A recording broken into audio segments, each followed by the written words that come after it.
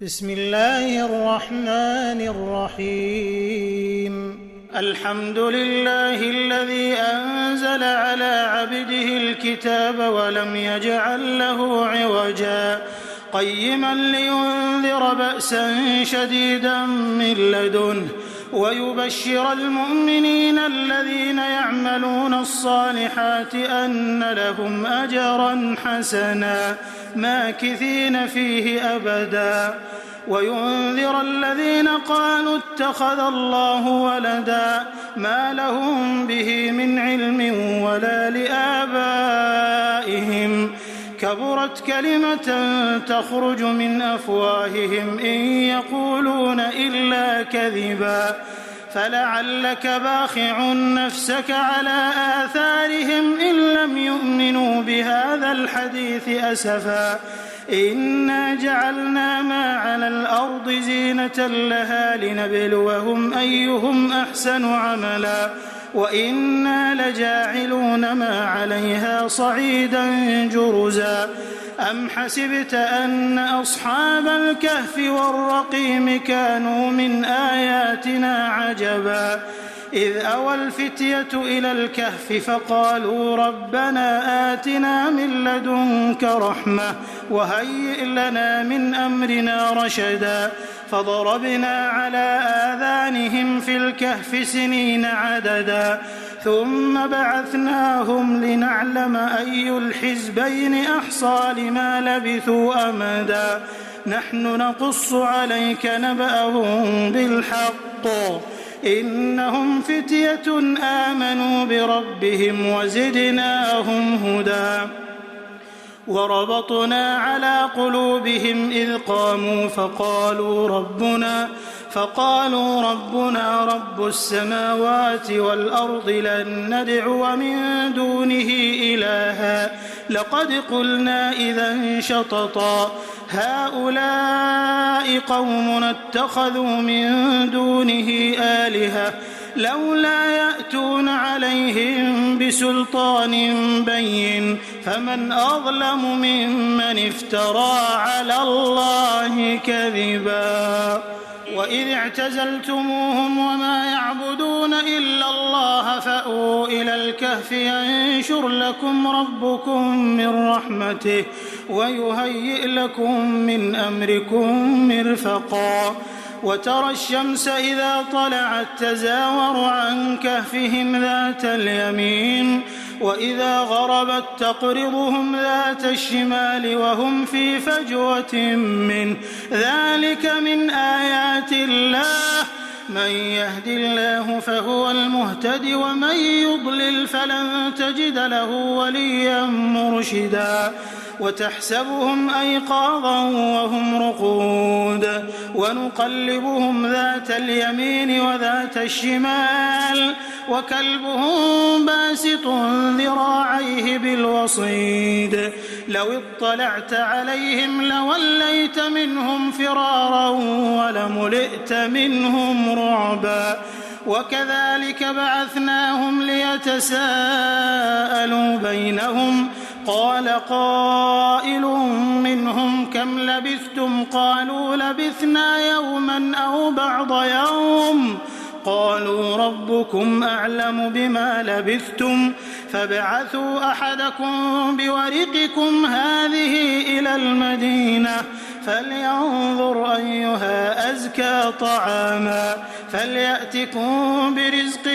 منه وليتلطف ولا يشعرن بكم أحدا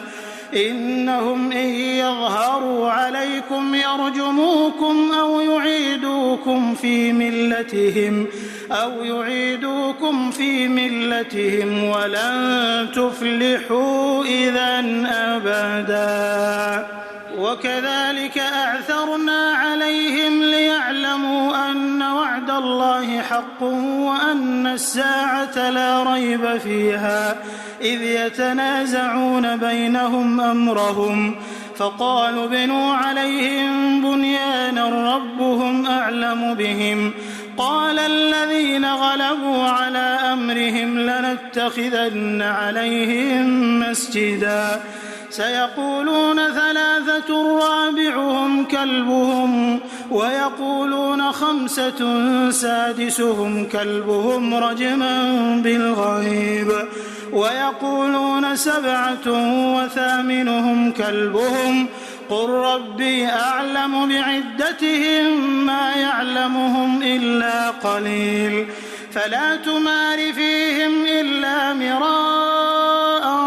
ظاهرا ولا تستفت فيهم منهم أحدا ولا تقولن لشيء إني فاعل ذلك غدا إلا أن يشاء الله واذكر ربك إذا نسيت وقل عسى أن يهديني ربي لأقرب من هذا رشدا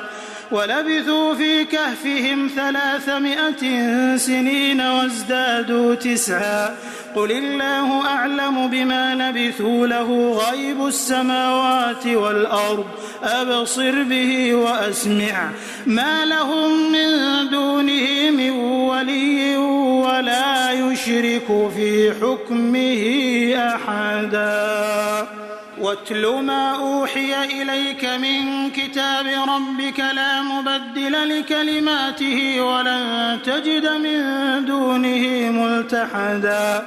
واصبر نفسك مع الذين يدعون ربهم بالغداة والعشي يريدون وجهه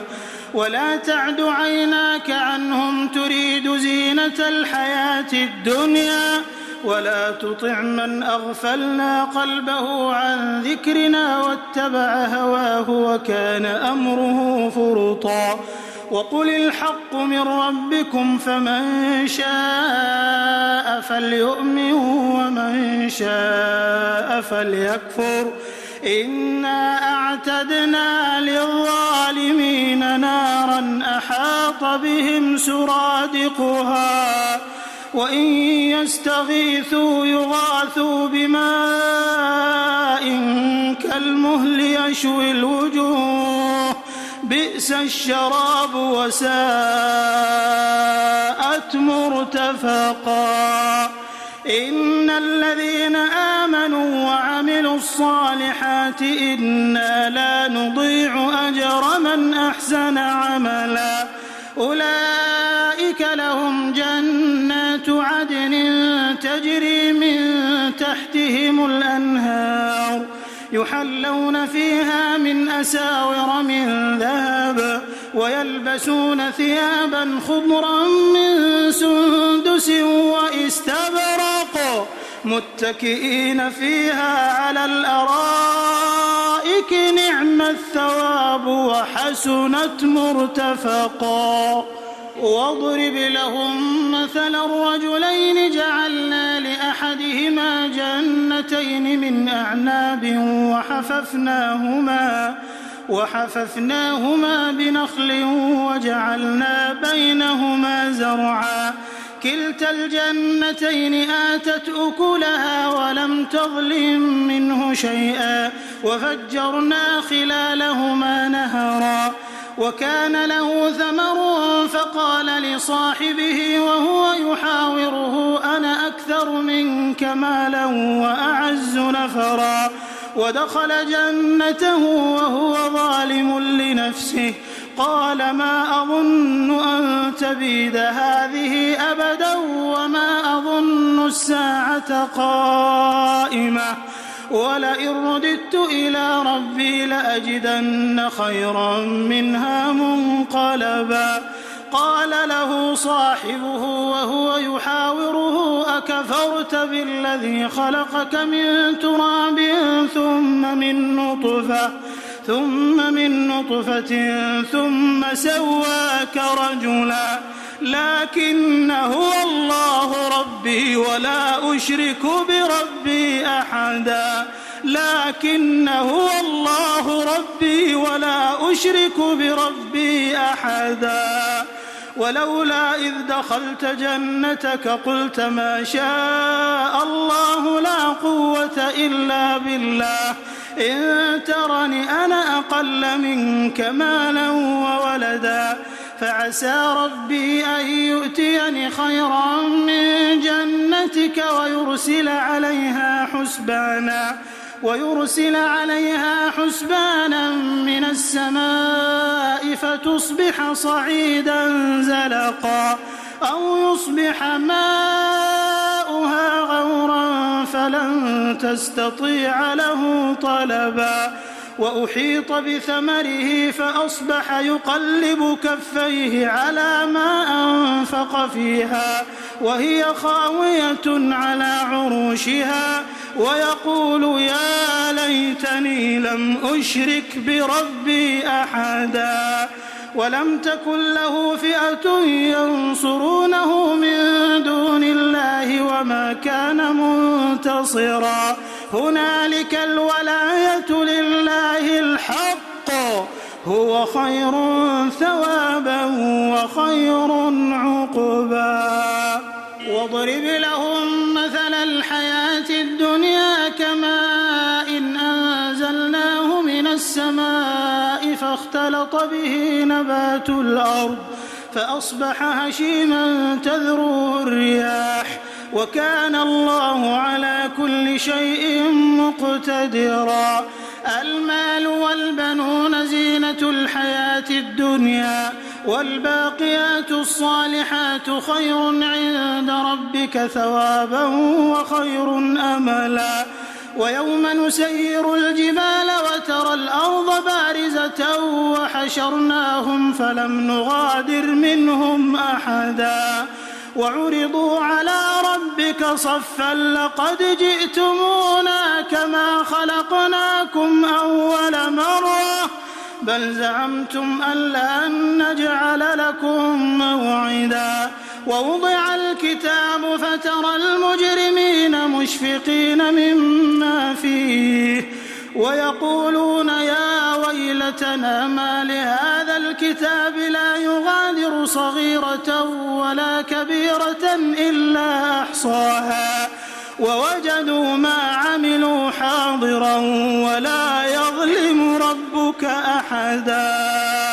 وإذ قلنا للملائكة اسجدوا لآدم فسجدوا إلا إبليس كان من الجن ففسق عن أمر ربه أفتتخذونه وذريته أولياء من دوني وهم لكم عدو بئس للظالمين بدلا ما أشهدتهم خلق السماوات والأرض ولا خلق أنفسهم وما كنت متخذ المضلين عضدا ويوم يقول نادوا شركائي الذين زعمتم فدعوهم فلم يستجيبوا لهم وجعلنا بينهم موبقا ورأى المجرمون النار فظنوا أنهم مواقعوها ولم يجدوا عنها مصرفا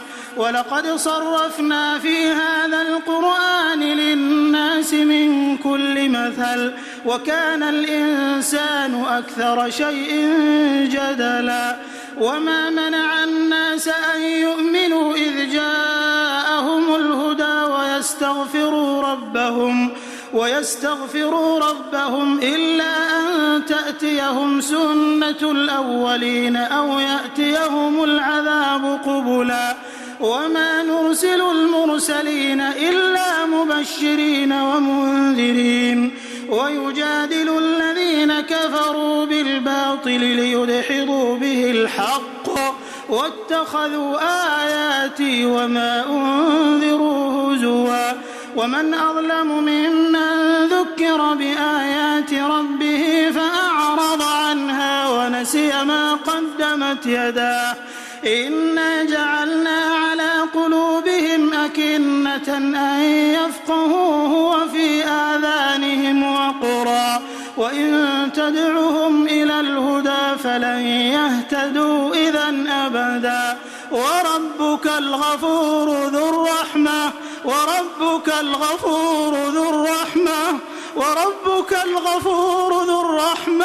لو يؤاخذهم بما كسبوا لعجل لهم العذاب بل لهم موعد لن يجدوا من دونه موئلا وتلك القرى أهلكناهم لما ظلموا وجعلنا لمهلكهم موعدا وإذ قال موسى لفتاه لا أبرح حتى أبلغ مجمع البحرين أو أمضي حقبا فلما بلغا مجمع بينهما نسيا حوتهما فاتخذ سبيله في البحر سربا فلما جاوزا قال لفتاه آتنا غداءنا لقد لقينا من سفرنا هذا نصبا قال أرأيت إذ أوينا إلى الصخرة فإني نسيت الحوت وما أنسانيه إلا الشيطان أن أذكره واتخذ سبيله في البحر عجبا قال ذلك ما كنا نبغي فارتدا على آثارهما قصصا فوجدا عبدا من عبادنا آتيناه رحمة من عندنا وعلمناه من لدنا علما قال له موسى هل أتبعك على أن تعلمني مما علمت رشدا قال إنك لن تستطيع معي صبرا وكيف تصبر على ما لم تحط به خبرا قال ستجدني إن شاء الله صابرا ولا أعصي لك أمرا قال فإن اتبعتني فلا تسألني عن شيء حتى أحدث لك منه ذكرا فانطلقا حتى إذا ركبا في السفينة خرقها قال أخرقتها لتغرق أهلها لقد جئت شيئا إمرا قال ألم أقل إنك لن تستطيع معي صبرا قال لا تؤاخذني بما نسيت ولا ترهقني من أمري عسرا فانطلقا حتى إذا لقيا غلاما فقتله قال أقتلت نفسا زكية بغير نفس لقد جئت شيئا نكرا قال ألم أقل لك إنك لن تستطيع معي صبرا قال إن سألتك عن شيء بعدها فلا تصاحبني قد بلغت من لدني عذرا فانطلقا حتى إذا أتيا أهل قرية استطعما أهلها فأبوا أن يضيفوهما فوجدا فيها جدارا يريد أن ينقض فأقامه قال لو شئت لاتخذت عليه أجرا قال هذا فراق بيني وبينك سأنبئك بتأويل ما لم تستطع عليه صبرا أما السفينة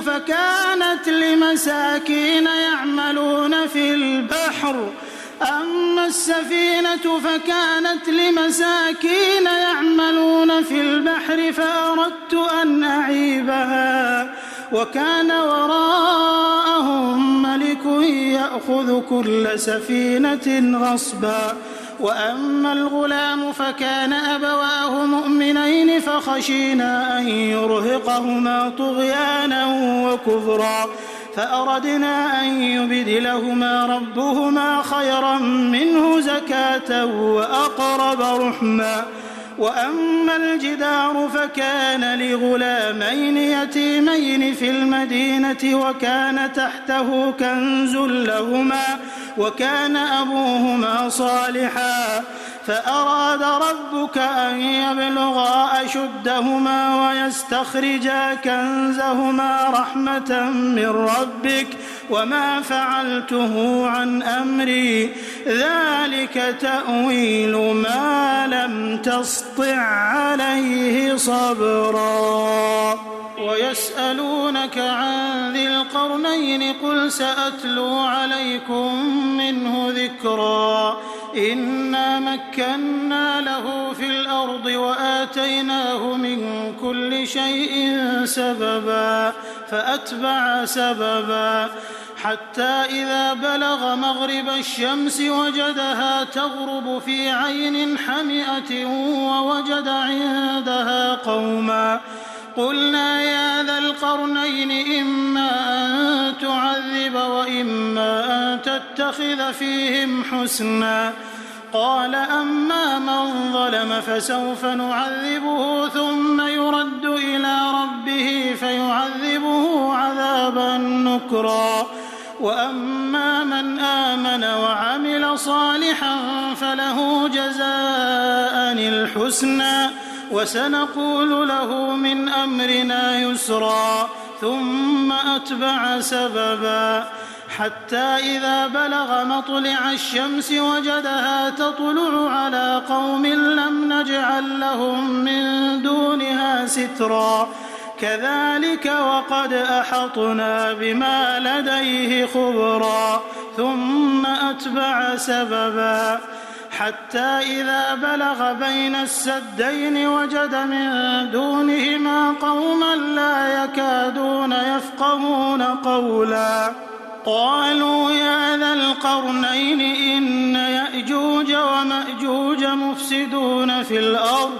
فهل نجعل لك خرجا على أن تجعل بيننا وبينهم سدا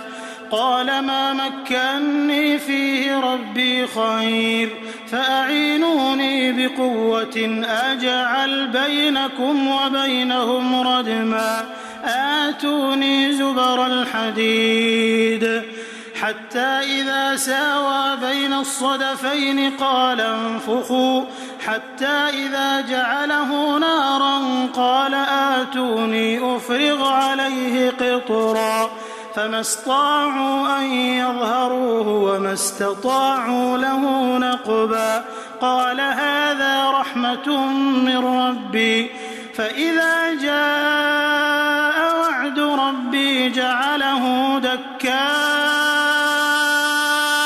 وكان وعد ربي حقا وتركنا بعضهم يومئذ يموج في بعض ونفخ في الصور فجمعناهم جمعا وعرضنا جهنم يومئذ للكافرين عرضا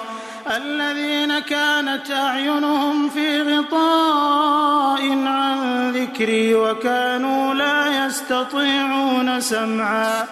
أفحسب الذين كفروا أن يتخذوا عبادي من دوني أولياء إنا أعتدنا جهنم للكافرين نزلا قل هل ننبئكم بالأخسرين أعمالا الذين ضل سعيهم في الحياة الدنيا وهم يحسبون أنهم يحسنون صنعا أولئك الذين كفروا بآيات ربهم ولقائه فحبطت أعمالهم فلا نقيم لهم يوم القيامة وزنا ذلك جزاؤهم جهنم بما كفروا واتخذوا آياتي ورسلي هزوا إن الذين آمنوا وعملوا الصالحات كانت لهم جنات الفردوس نزلا خالدين فيها لا يبغون عنها حولا قل لو كان البحر مدادا لكلمات ربي لنفد البحر قبل أن تنفد كلمات ربي ولو جئنا بمثله مددا قل إنما أنا بشر مثلكم يوحى إلي أنما إلهكم إله واحد فمن كان يرجو لقاء ربه فليعمل عملا صالحا ولا يشرك بعبادة ربه أحدا.